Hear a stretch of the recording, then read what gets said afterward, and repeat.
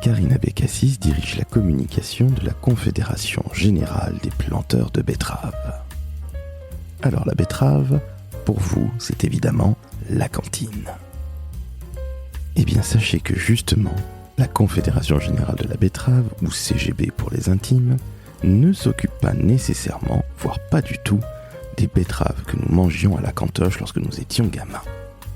Bien au contraire, nous parlons de betteraves à sucre, mais aussi d'éthanol et plus récemment de gel hydroalcoolique. Alors si vous ne connaissez strictement rien aux confédérations professionnelles, à l'agriculture et à ce que Dame Nature nous offre de plus beau, je vous conseille d'écouter ce magnifique épisode du décodeur de la communication. Vous allez découvrir le parcours et les convictions d'une femme qui, comme elle le dit très justement, est passée des guitares au terroir. Les guitares, c'est très simple. Dans une première vie, Karine a été chef de produit dans une maison de disques. Et puis, par le plus grand des hasards, après être entrée dans une agence de communication américaine, elle découvre l'agriculture. Alors oui, c'est un épisode du décodeur qui sort un tout petit peu du lot, mais justement, Karine est une femme absolument passionnante. Je suis Laurent François, fondateur et dirigeant de l'agence Maverick, et je vous souhaite une très très belle écoute de ce nouvel épisode du décodeur de la communication. Et je vous rappelle que vous devez noter, et évidemment 5 étoiles, sur Apple Podcast. Je vous laisse de ce pas en compagnie de Karine.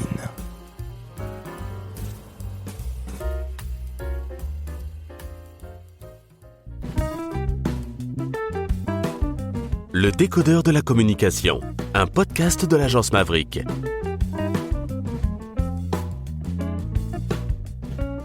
Salut Karine. Bonjour Laurent. Comment va ? Très bien. Merci à toi de m'accueillir à la Confédération Générale des Planteurs de Betteraves. C'est un plaisir.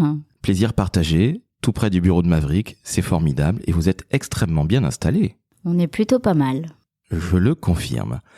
Karine, tu diriges justement la communication de cette magnifique institution qui s'appelle la Confédération Générale des Planteurs de Betteraves. Alors nous sommes écoutés par des jeunes et des moins jeunes. Et les betteraves, pour eux, qu'est-ce que c'est ? C'est ce qu'on mangeait à la cantine. Peux-tu présenter la Confédération, s'il te plaît ? Alors, sous ce nom qu'on peut trouver un peu étrange, la Confédération Générale des Planteurs de Betteraves, on va dire CGB pour aller plus vite. La CGB, c'est le syndicat des betteraviers. Donc les agriculteurs qui produisent de la betterave à sucre. Donc attention à ne pas confondre avec la betterave rouge, celle qu'on n'aime pas du tout à la cantine. Elle n'a vraiment rien à voir. La betterave est vraiment une plante de grande culture, comme le blé, le maïs qu'on trouve dans les champs sur tous nos territoires français et qu'on sème au printemps et qu'on récolte à l'automne. Et à partir de cette betterave, on ne soupçonne pas, mais la betterave est livrée dans des sucreries ou des distilleries et on fabrique du sucre, donc le sucre que vous mettez dans votre café le matin. Oui, monsieur Laurent, il vient de la betterave sucrière. Le bioéthanol que vous mettez dans votre voiture, il vient aussi de la betterave sucrière, mais aussi le gel hydroalcoolique qui est fabriqué à base d'alcool de betterave qu'on ne soupçonne pas. Et Dieu sait que cette utilité en ce moment est ô combien importante. Et également de la pulpe de betterave pour les animaux, pour le bétail. Donc rien ne se perd dans la betterave, c'est une plante absolument magique. Donc comme le disait Lavoisier, rien ne se perd, tout se transforme dans la betterave. C'est ça, exactement. Donc c'est quelque chose d'absolument magique. C'est ça. Et en plantant cette petite graine dans la terre, on arrive à être autosuffisant en sucre, en bioéthanol, et ce sont des denrées vraiment importantes pour la France. Non seulement pour la France, mais c'est aussi quelque chose d'assez écolo, hein ? C'est quelque chose d'assez écolo, puisque le bioéthanol, par exemple, c'est un carburant qui nous permet de réduire nos émissions de gaz à effet de serre de plus de 50%, ce qui n'est pas négligeable par rapport aux énergies fossiles. On est d'accord, tu parlais à l'instant même du gel hydroalcoolique, ce que je ne savais absolument pas, donc on s'en sert énormément. C'est un nouveau débouché important En fait, à base de betterave, on fait de l'alcool de betterave à la base. Cet alcool, il va dans les produits pharmaceutiques, dans les parfums de grandes marques, dans certains alcools que je ne citerai pas pour ne pas citer de marque, et aujourd'hui dans le gel hydroalcoolique. Et en plus, ça crée des emplois, puisque c'est à peu près 22 000 ou 23 000 planteurs, si je ne dis pas de bêtises. Alors, il y a quasiment 25 000 planteurs de betteraves en France, mais toute l'industrie confondue, on est à près de 45 000 emplois. Ce qui est quand même très lourd, hein, c'est du lourd. C'est du lourd. Bon, écoute, ça c'est bien, et des emplois durables qui sont en local. Exactement. Sur nos territoires, qui font travailler surtout le tissu industriel local. Ça, c'est important, on le dit pas assez. Mais quand une sucrerie est implantée dans nos territoires, c'est tout un tissu économique autour qui peut en vivre. Exactement. Alors, pour nos auditrices et auditeurs, est-ce que tu peux décrire une betterave ? Alors, ça paraît tout bête comme ça, mais ça n'est pas la betterave rouge. On le répète, ça ressemble à quoi, une betterave ? Alors, une betterave, c'est une racine blanche, déjà. Donc, une racine blanche et des feuilles vertes. Donc, en fait, quand on est en voiture et qu'on passe le long des champs, on ne va voir que les feuilles vertes, puisque toute la racine est immergée dans la terre. Et on la confond parfois de loin avec une laitue, si je puis dire, parce qu'on voit du vert finalement. Mais en fait, quand on va récolter la betterave, on va sortir la betterave de terre et on ne va livrer à l'usine que la racine blanche en coupant les feuilles. Et c'est dans cette racine blanche qu'on a tout le sucre en fait. C'est gros ? Oh, c'est pas très gros, non. Ça fait une dizaine de centimètres. D'accord, donc c'est comme en fait une sorte de carotte mais blanche, hein. Mais plus gros qu'une carotte quand même. Plus gros qu'une carotte, donc Ouais. une sorte de navet. Entre la carotte et le navet. Écoute, merci pour ces précisions qui sont absolument fondamentales, mais je pense que aucun de nos auditeurs n'aurait compris ce que c'était. Alors j'invite quand même les auditeurs à se rendre sur notre site internet cgb-france.fr, particulièrement sur la page de Miss Better, pour voir déjà à quoi ressemble une betterave et puis pour en savoir plus sur la betterave et tous ses débouchés. Alors, je peux témoigner que je suis fan de Miss Better sur Facebook depuis plusieurs années. Miss Better cartonne. Elle a vraiment ses fans, les plus authentiques. Et ma fille... Qui est Miss Better ? Alors, Miss Better, c'est justement une sorte de petite mascotte que vous avez créée il y a quelques années, qui porte vos campagnes. Et je te laisse en parler avec beaucoup plus de talent que moi, bien sûr. Tu l'as déjà très bien décrite. C'est une petite mascotte qu'on a créée, il y a presque 10 ans maintenant, et qui fait un carton sur les réseaux sociaux parce que grâce à Miss Better, on a réussi à parler de la betterave, quand même à la base une culture dont personne ne connaissait l'existence. Enfin, personne, j'exagère un peu, mais c'était vraiment une manière ludique, pédagogique, voire humoristique de parler de cette plante de grande culture. Justement, Karine, tu parlais à l'instant même de Miss Better. Est-ce que c'est toi qui es à l'origine de cette mascotte magnifique qui cartonne depuis 10 ans ? Je suis à l'origine de cette mascotte parce que quand je suis arrivée à la CGB, j'avais vraiment besoin d'un socle de communication pour justement parler de la betterave. J'ai quand même réussi, on va dire, à faire prendre à la CGB le virage grand public, de la communication beaucoup plus grand public. La CGB restait assez timide dans ce domaine-là. Et grâce à Miss Better, on a pu toucher des publics beaucoup plus larges, et notamment des jeunes, parce que c'était la cible, parce que demain, ce sont eux qui vont rouler au bioéthanol, ce sont eux qui vont consommer du sucre avec toute la responsabilité qu'il faut aussi pour consommer du sucre. Le sucre est beaucoup décrié en ce moment, mais c'est un produit plaisir quand même. Faire un gâteau à la maison avec du sucre, c'est important et il faut savoir le consommer aussi raisonnablement. Alors justement, on va parler des publics de la CGB, parce que là tu parles du grand public, si je puis dire, y compris des jeunes, mais la CGB, comme tous les syndicats professionnels, parle avant tout à des agriculteurs et ses parties prenantes. C'est bien ça ? Exactement.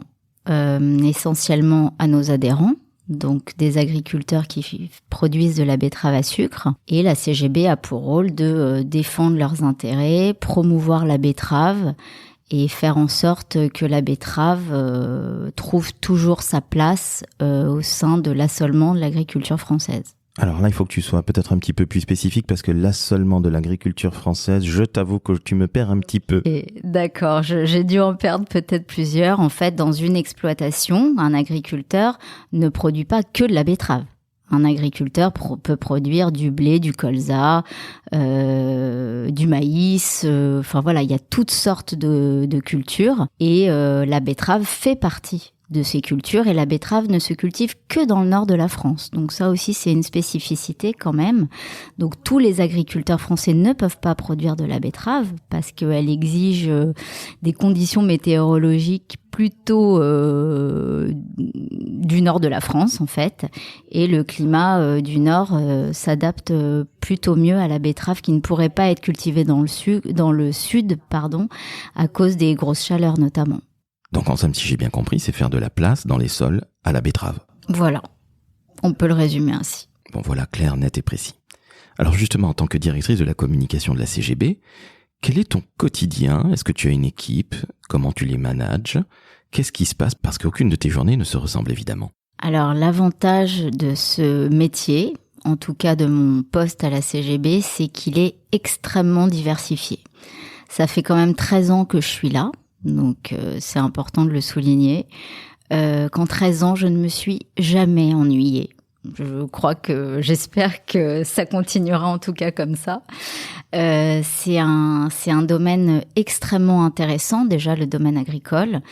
Et aucune journée ne se ressemble parce que je travaille sur des projets et des sujets extrêmement diversifiés. Et l'avantage de ce métier et de ce poste, c'est que j'ai vraiment tous les aspects de la communication. Donc je fais aussi bien de l'événementiel, alors en temps normal, entre guillemets, à savoir qu'on est présent notamment sur des événements comme le Salon de l'agriculture ou le Mondial de l'automobile, avec le bioéthanol. Donc c'est quand même 2 salons très importants dans mes activités. Qu'au-delà de ça, on a le digital, avec tous les réseaux sociaux évidemment maintenant, des sites internet. Je suis extrêmement impliquée aussi dans la collective du bioéthanol, c'est-à-dire toute la communication sur le bioéthanol, avec notamment le fait d'informer les utilisateurs sur comment je peux rouler au bioéthanol, qu'est-ce que ce produit, est-il écologique? Donc on a plusieurs outils pour ça, et notamment une application E85 pour trouver toutes les stations qui distribuent ce carburant en France. Donc c'est un exemple parmi tant d'autres. Au-delà de ça, il y a de la communication plus interne, on va dire, évidemment vers mes adhérents et mes agriculteurs et toutes les parties prenantes qui a trait à mon secteur, les médias. Bon, voilà, c'est une partie importante de mon poste. Les affaires publiques, voilà, qui travaillent quand même de façon assez étroite avec la communication. Voilà, c'est vraiment tout un écosystème extrêmement intéressant. Et j'ai pour ça une équipe pour m'aider, avec une chargée de communication générale et une chargée de communication digitale. D'accord, donc une belle équipe, beaucoup de missions, pas le temps de s'ennuyer, et ce qui est absolument génial depuis 13 ans. Oui, et très diversifié aussi dans le sens où on a eu à peu près 10 ans de belles années où la filière marchait bien et que depuis 3 ans, on est quand même rentré en crise depuis la fin des quotas sucre. Alors, je vais pas rentrer dans le détail du règlement sucre ou autre, mais en 2017, on a eu un vrai tournant pour la filière. Et alors malheureusement, suite à ça, on a eu la fermeture quand même de 4 sucreries en France. Donc ça a été assez compliqué pour nos agriculteurs et dont certains sont quand même restés sur le carreau et ont dû arrêter la betterave parce qu'on a eu 2 bassins betteraviers qui ont disparu. Le Calvados et les Limagnes. Donc ça, c'était quand même une sacrée épreuve. Et depuis 1 an, un dossier au nom un peu barbare, le dossier néonicotinoïdes, voilà, dont je reviendrai pas sur tous les détails, mais en tout cas en termes de communication de crise, c'était extrêmement intéressant. Tu en fais encore ou ça s'est tassé ? Alors, ça s'était tassé un tout petit peu et là, malheureusement, depuis 1 semaine, on vient de rentrer dans une période de gel Le gel a dévasté beaucoup de cultures, là, vraiment la semaine dernière. Donc après différents épisodes, la jaunisse sur betterave l'année dernière, la sécheresse, maintenant il nous manquait plus que le gel pour encore abîmer potentiellement la récolte. Donc on va rentrer dans une nouvelle période assez compliquée.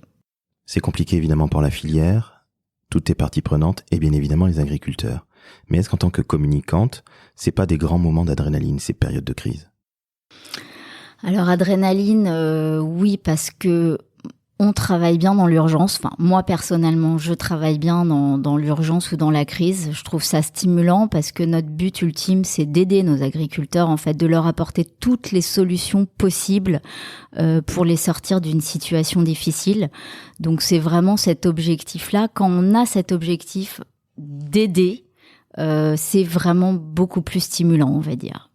Il faut comprendre pour nos auditrices et auditeurs que travailler à la communication d'un syndicat professionnel, c'est travailler pour une collectivité, pour une collective, pour la communauté. Ce n'est pas uniquement travailler pour des marques, on peut être amené à le faire, et Miss Better aujourd'hui est devenue une marque. On peut dire ça comme ça. Très clairement, elle a 10 ans et elle cartonne depuis 10 ans, donc félicitations à elle. Mais surtout, comprenez bien, chers auditrices et auditeurs, que ce que fait Karine, c'est représenter des gens, des agriculteurs. Et vous avez bien compris qu'un agriculteur, c'est pas nécessairement Elon Musk, ni feu Steve Jobs. Ce sont des gens qui travaillent énormément, qui produisent en France. Ce sont des emplois locaux. Donc n'oubliez jamais que ce que fait Karine est au final pas uniquement de la communication. Alors elle a décrit tout ce qu'elle faisait, mais c'est vraiment travailler très collectif. Et c'est ça qui est passionnant dans les collectifs ou les syndicats professionnels. Tu confirmes, Karine ? Je confirme d'autant plus que dans le monde agricole, la grande particularité, c'est que c'est vraiment de l'humain. On travaille pour des hommes et des femmes qui ont un métier très noble. Alors moi, c'est ma conviction personnelle, mais c'est, comme tu le disais très justement, ces agriculteurs travaillent énormément et ont un métier pas facile. Ils se lèvent tôt, ils travaillent un peu à n'importe quelle heure en fonction de la météo, en fonction de tellement de paramètres qui sont importants et qu'il faut jamais oublier que c'est grâce à eux qu'on peut manger. Ils ont comme mission de nourrir la population et Dieu sait que ça, c'est une mission ô combien précieuse. De plus en plus complexe également parce que les Français ont tendance à se méfier de ce qu'ils ont dans leur assiette ou dans leur café. Surtout dans leur assiette. Ils ne devraient pas, parce que j'ai quand même envie de marteler que l'agriculture française est la plus sûre et la plus durable au monde. Et ça, on ne le dit pas assez. Il ne faut pas avoir cette méfiance ni envers nos agriculteurs, ni envers notre industrie agroalimentaire. Alors, comme toute industrie, évidemment, rien n'est parfait. Mais si on compare avec d'autres pays, la France est quand même vraiment a un patrimoine à ce niveau-là qui est extrêmement précieux. Un patrimoine qui est d'autant plus précieux que ton syndicat fête ses 100 ans cette année. Exactement. 100 ans pour la CGB, sachant que la betterave sucrière, elle, a un peu plus de 200 ans. Elle a été installée en France grâce à Napoléon en 1811. Qui a préféré pouvoir produire de la betterave en France plutôt que de dépendre du sucre de canne qui venait des pays étrangers. Karine, tu travailles pour une confédération de professionnels. Cela veut dire qu'il y a un conseil d'administration des agriculteurs, des betteraviers, et ces gens sont amenés à travailler avec toi ou te demandent peut-être de faire des choses en termes de communication. Comment ça se passe avec ces personnes qui siègent au conseil d'administration, qu'on appelle aussi des élus ? Alors, ce conseil d'administration est composé effectivement uniquement de betteraviers, donc venant de tous les territoires qui produisent de la betterave.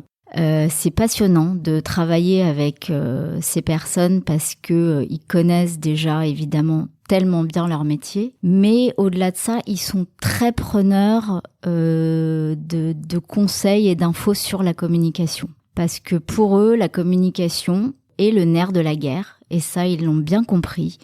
Surtout dans la période qu'on vit, l'agriculture est quand même assez attaquée, disons-le. Pour dire des mots un peu plus barbares, on est quand même dans une période d'agribashing. Et les agriculteurs peinent à faire entendre leur message, peinent à expliquer leurs pratiques. Et c'est tout le rôle de la communication, de la betterave, mais de l'agriculture en général, pour mieux faire comprendre ce monde et montrer à quel point ce monde est en mutation.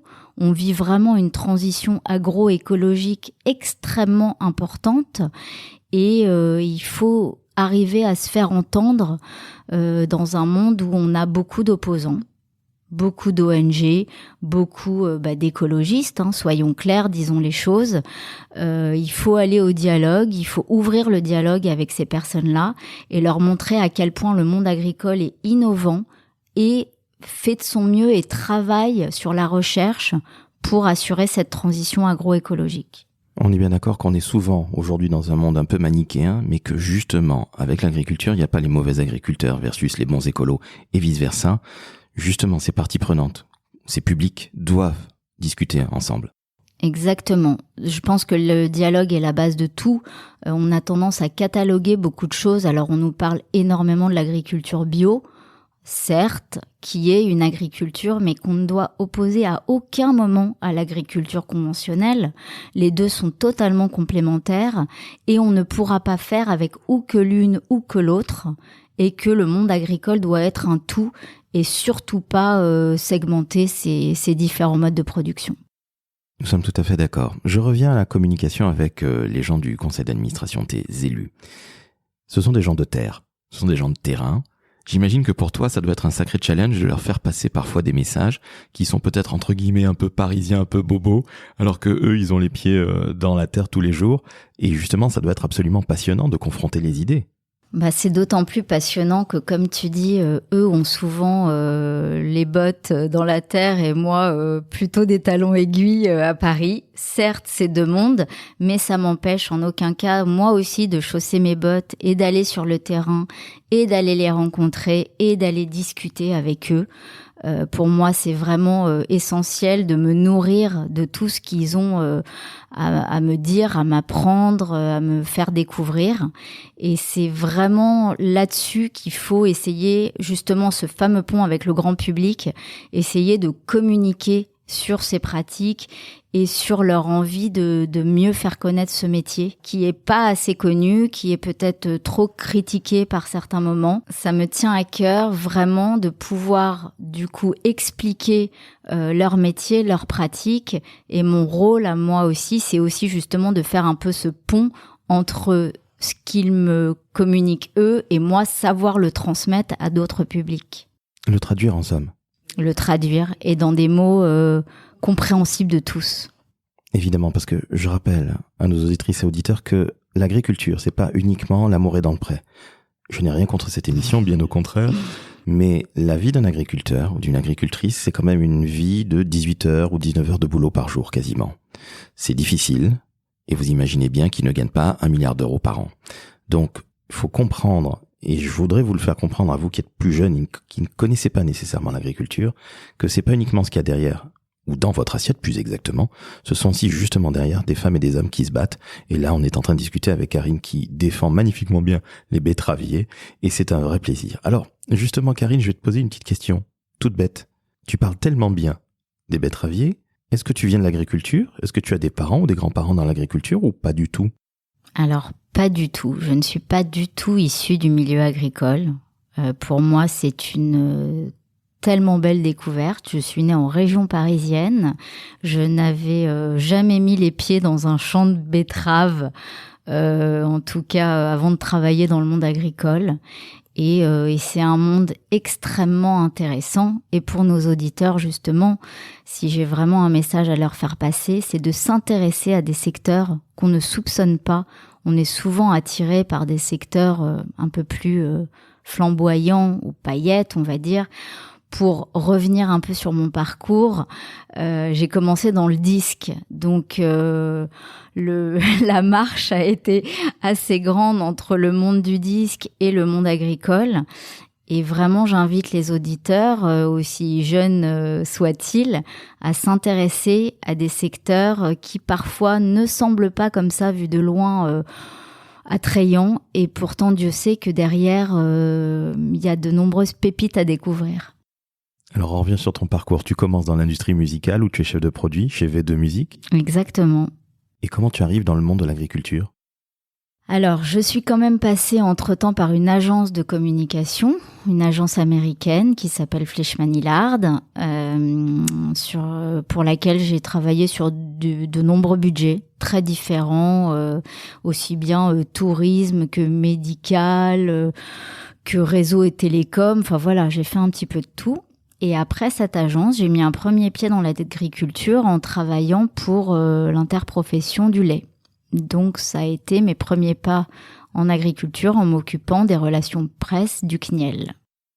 C'est au travers, finalement, de cette agence américaine que tu découvres, au travers des nombreux clients que tu gères, tu découvres l'agriculture, c'est bien ça ? Alors, j'ai découvert l'agriculture parce que j'ai eu un client qui était une association de grandes maisons de vin du monde, l'association Primum Familiae Vini, que je cite et que je salue d'ailleurs. Et ça a été un projet passionnant qui m'a mis ce premier pied dans le terroir. Et là, je me suis dit, ah oui, le côté agricole, c'est vraiment sympa. Donc, t'es passé des guitares au terroir. Exactement. Et ça rime. Exactement. Écoute, c'est génial. Et ça fait maintenant 13 ans que tu es à la Confédération des betteraviers, que tu diriges la communication. Je vais te poser une question qui n'est pas du tout piège. Quelle est la campagne de communication dont tu es la plus fière ? Alors, j'ai 2 réponses en fait. La première, évidemment, c'est Miss Better. On en a parlé. Ça a été vraiment mes premiers pas à la CGB. On m'a donné la chance de pouvoir réaliser ce projet. On m'a fait confiance. Et Dieu sait que c'était pas facile parce que j'ai quand même un conseil d'administration extrêmement masculin. Donc ça aussi, je le souligne parce que arriver dans ce monde très masculin était pas forcément tous les jours facile, mais ça s'est très très bien passé et arriver à les convaincre, ça a été une vraie satisfaction. Mes agriculteurs se sont vraiment appropriés cette Miss Better et sont fiers aujourd'hui quand ils parlent d'agriculture et de betterave, d'identifier Miss Better comme leur petite betterave. Et la deuxième campagne dont je suis fière, c'est la campagne qu'on a sortie justement au Salon de l'Agriculture l'année dernière, une campagne qui s'appelle Betteraviers, nous sommes fiers de vous, qui reprend les portraits d'hommes et de femmes qui présentent l'ensemble de la culture et les débouchés. Et c'était vraiment un message important à faire passer, toute la fierté justement qu'on a de travailler pour ces betteraviers. Alors je confirme, je connaissais cette campagne de communication au même titre que Miss Better avant de connaître Karine. Allez voir sur le site de la CGB, il y a des vidéos, il y a des visuels, print, qui sont magnifiques et vous allez voir des femmes et des hommes qui défendent et qui apprécient beaucoup leur métier. Bon, on va croire que je suis betteravier, ce qui n'est absolument pas le cas. Karine, tu sais que nous sommes écoutés par des jeunes. Tu as un très très beau parcours. Quels sont les conseils que tu donnerais à un jeune, ou d'ailleurs un moins jeune, qui veut se lancer dans les métiers de la communication, du marketing ou du digital ? Alors, il y a plusieurs conseils. Déjà, surtout, il faut oser. C'est-à-dire que si ce jeune a envie d'aller vers ces métiers-là, il faut surtout pas avoir peur. Parce que la communication ou le marketing ou le digital, c'est aussi beaucoup de bon sens, beaucoup d'intuition, beaucoup d'envie. Et je pars du principe qu'à partir du moment où on a envie, on peut réussir. Donc surtout ne se mettre aucun frein, aucune barrière, et au moins essayer et aller franco vers un métier qui nous attire. Tu nous l'as prouvé en passant de la musique à l'agriculture. C'est ça, avec un peu d'envie et d'audace. Je pense que l'audace aussi, c'est important. Ça nous aide à avancer dans nos envies en tout cas. Et le deuxième conseil que je pourrais apporter, c'est le réseau. Vraiment, cultiver un réseau, construire des relations professionnelles, s'intéresser aux hommes et aux femmes qui ont un métier qui nous passionne ou qu'on aura envie de faire. Et surtout, cultiver ce réseau. Ça, c'est vraiment important pour la suite.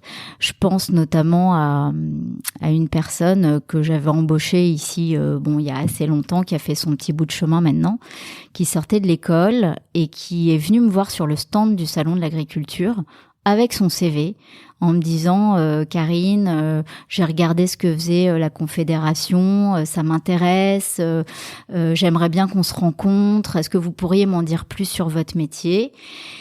Et j'aimerais travailler dans la communication en agriculture. En fait, elle avait fait une école d'ingénieur agro, donc ce qui est quand même, et ensuite un cursus en communication. Donc, elle voulait justement jumeler ces 2 compétences. Et elle est venue me voir sur le stand avec son CV en me disant, voilà, je suis à la recherche, est-ce qu'on peut s'en parler ? Et ça a débouché sur un emploi. Donc, je vous dis, osez, allez-y. Défoncer les portes, c'est tout ce que je peux vous conseiller. C'est ce que je dis aussi, ne tapez jamais à la porte. Quand vous avez 20 ans, vous la pétez la porte. Sinon, personne ne va vous ouvrir, je peux vous le garantir. Karine, j'ai une dernière question pour toi.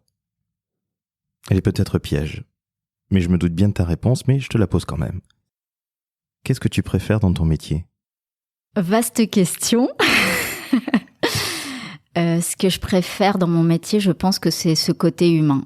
Voilà, le monde agricole a une grande partie d'humanité et je pense que c'est vraiment travailler avec ces hommes et ces femmes qui m'apprennent tous les jours beaucoup de choses. Et c'est vraiment ce côté humain. Alors, c'est le mix entre l'humain et la communication. J'ai pas choisi ce métier par hasard. Alors après, c'est vrai qu'il faut avoir une certaine vocation. Je sais pas si on peut appeler ça pour la communication. Mais en tout cas, pouvoir mettre au service de ces hommes et ces femmes mes compétences en communication, ça, c'est ce qui me donne envie de me réveiller le matin. Eh bien, merci à toi. Je me doutais évidemment de la réponse que tu allais faire.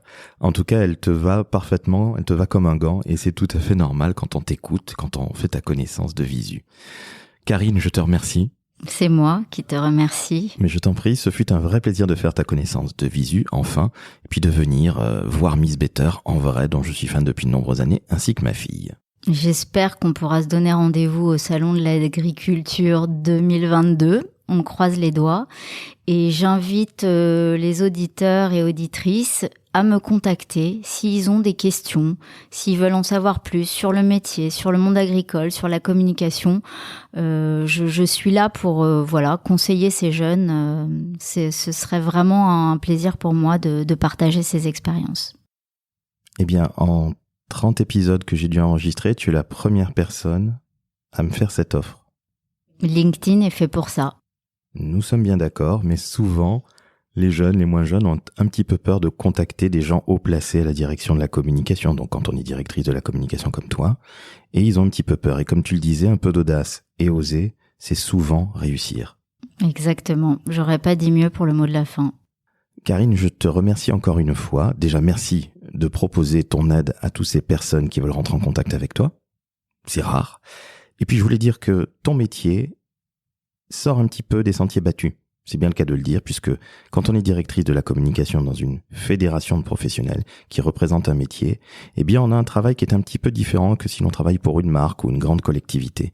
Donc, c'est absolument passionnant et j'adore, à titre personnel, les confédérations de métiers parce que on est dans du concret. Et de l'humain. Exactement, parce que au final, ceux qu'on appelle les élus, c'est-à-dire les gens qui siègent au conseil d'administration, sont des femmes et des hommes qui se battent pour leur métier et il n'y a rien de plus beau. Complètement. Je te remercie encore une fois, ça doit être au moins la 12e fois. Merci à toi et j'espère qu'on fera d'autres podcasts sur d'autres sujets. Eh bien écoute, avec très très grand plaisir. Chères auditrices, chers auditeurs, je vais maintenant faire la partie qui me plaît le moins dans ce podcast, mais il faut que je le fasse. C'est ce qu'on appelle un infomercial. Alors, qu'est-ce que je vais vous dire au final ? Likez, commentez, partagez et surtout envoyez-nous de l'amour en notant 5 étoiles sur Apple Podcast. Karine, merci encore. À très vite et merci, bonne journée. Merci à toi. Ciao, ciao.